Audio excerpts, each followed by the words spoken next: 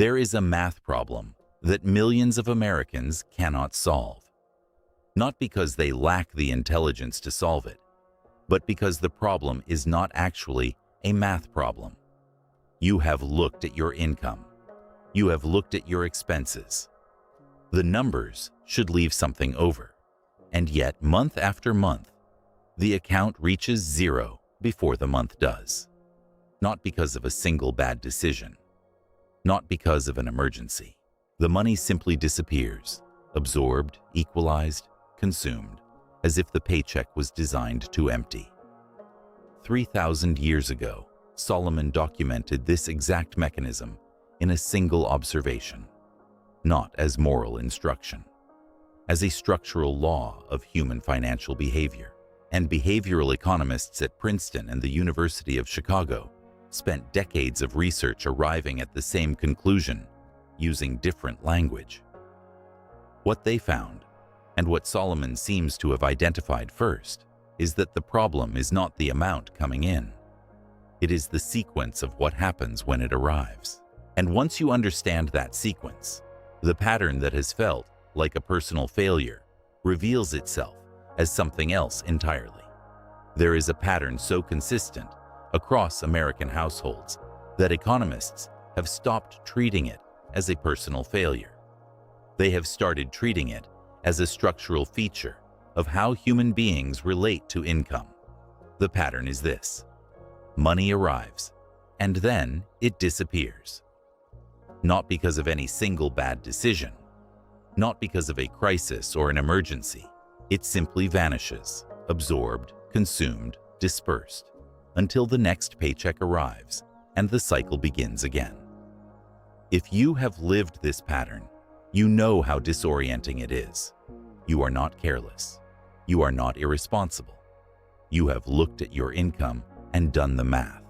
The number should be enough. And yet, month after month, the account empties before the month does. What you are experiencing is not a discipline problem. It is not a willpower problem.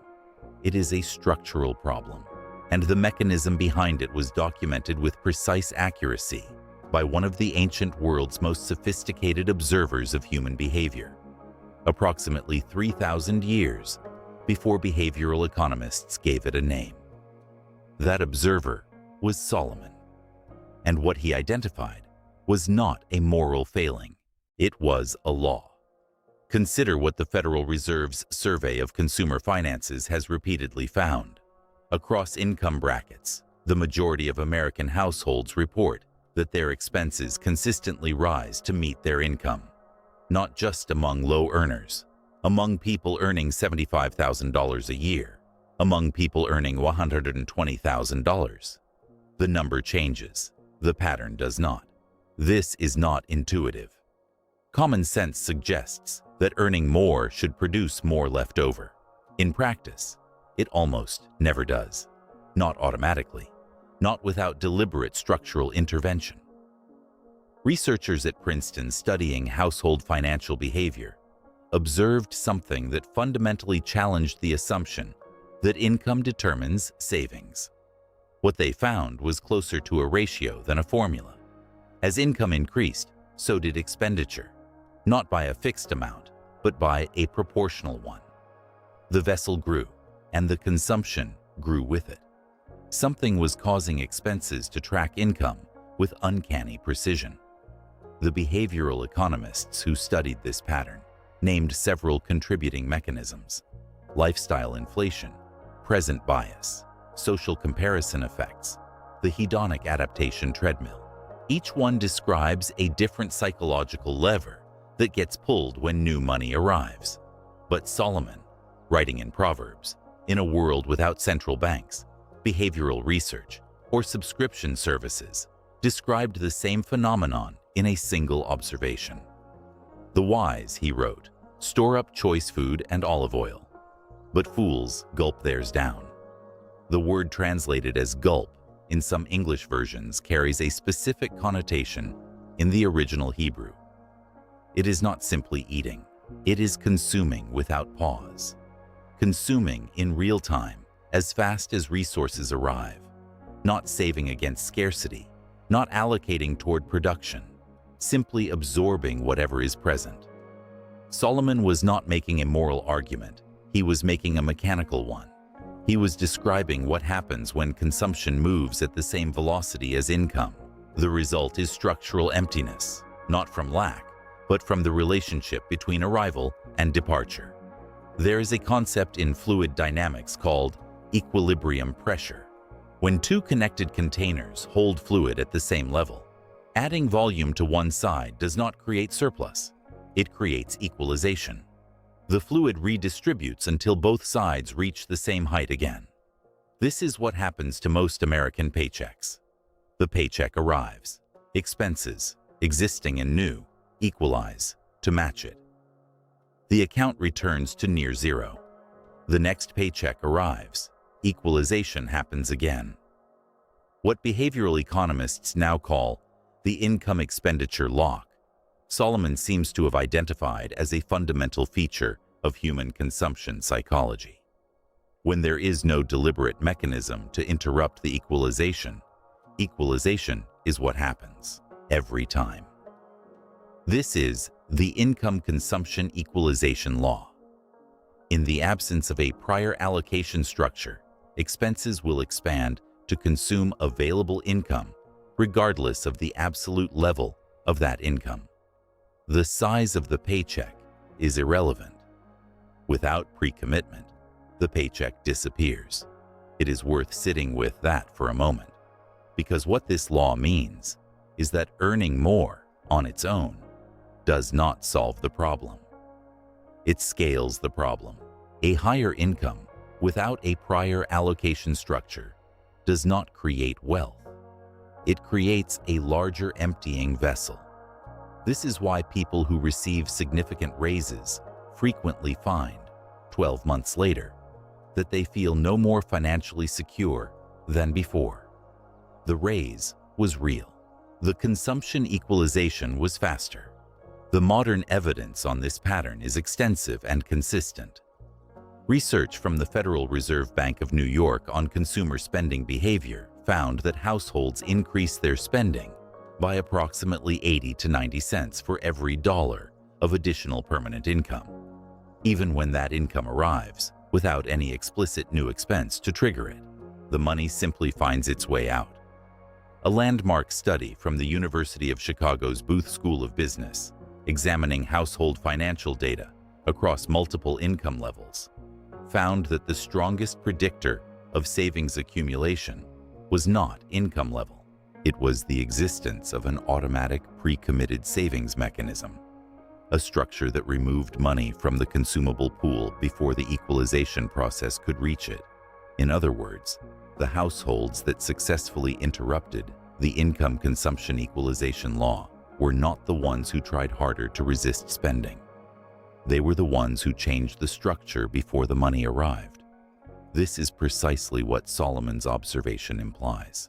The wise store up before the consumption happens. The storage is not a reaction to abundance. It is the first action when resources arrive. The allocation precedes the equalization. That sequence, allocation first, consumption second, is the structural intervention that breaks the law. Consider what a composite picture of this pattern looks like in practice. Someone earns a reliable income. Let us say $5,200 a month after taxes. They do not live extravagantly. They do not make reckless financial decisions. They pay their rent, their car, their utilities, their groceries. They occasionally eat out.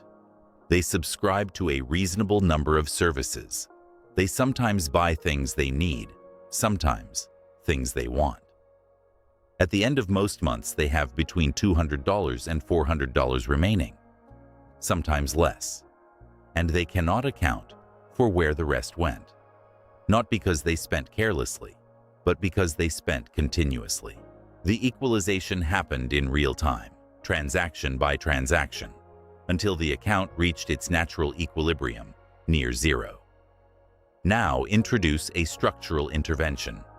Before the next paycheck arrives, $600 is redirected automatically to a savings account that is not visible in the primary banking app. It is allocated before it is available. The consumable pool is now $40,600. What happens to expenses? They equalize to $4,600. The person does not feel dramatically poor. Their lifestyle adjusts to the available pool. The equalization law still operates, but it now operates on a smaller number. The $600 is untouched. It does not disappear because it was never part of the vessel that empties. This is not a theory. It is the mechanism documented by both Solomon and the behavioral economists who followed him 3 millennia later. There is an important clarification to make here, because a common misreading of this pattern leads people to focus on the wrong variable. The Income Consumption Equalization Law is not primarily about how much you spend on any given category. It is not about coffee or dining out or subscription services. Eliminating those expenses without changing the structural relationship between income arrival and consumption does not break the law. It reduces the total pool. The equalization still happens. What breaks the law is the sequence. Solomon's wise person does not consume less. They allocate first. The storage happens before the consumption begins. The decision about how much goes into reserve is made before the income becomes psychologically available for spending. This is the structural intervention, and it is the only intervention that has been shown consistently across cultures and income levels and historical periods to actually work. The behavioral research on automatic savings enrollment confirms this with striking precision. When employees are automatically enrolled in retirement savings at a default rate and must opt out rather than opt in, participation rates exceed 90%. When they must opt in, participation rates fall to below 40% for the same financial product at the same employer with the same matching contribution. The income level is identical. The structural sequence is different. The outcome is dramatically different. Pre-commitment changes everything. Not because it changes how much people want to spend, because it changes which pool the spending draws from. This is what the Income Consumption Equalization Law reveals. The month does not empty your paycheck. The absence of a prior allocation structure does. And here is why that distinction matters more than it might initially appear. If the problem is discipline, the solution is trying harder. Trying harder is a strategy that has been exhausted by most people who live this pattern. They have already tried harder. The account still empties. If the problem is structural, if the law is operating regardless of effort, then the solution is structural, not trying harder inside the existing system, changing the system before the money arrives. Solomon documented this not as inspiration, but as mechanism. The storage happens first. The consumption happens second. That sequence is not aspirational. It is operational. This week, before your next paycheck arrives, identify one amount, even a small one, that will be allocated before it enters your primary account, not moved after it arrives, allocated before it becomes part of the consumable pool. A specific number going to a specific place on the day income lands. The Income Consumption Equalization Law will continue to operate on whatever remains. That is fine. That is expected. The goal is not to outsmart the law. The goal is to allocate before the law has access to the full amount. The sequence changes everything. It always has. If you have recognized this pattern in your own financial life, if the math has never quite explained where the money went, write it in the comments. The pattern is more consistent than most people realize, and the solution, it turns out, is older than most people have been told. If this investigation revealed something you have not encountered in conventional financial content, subscribe. The next episode takes the investigation further.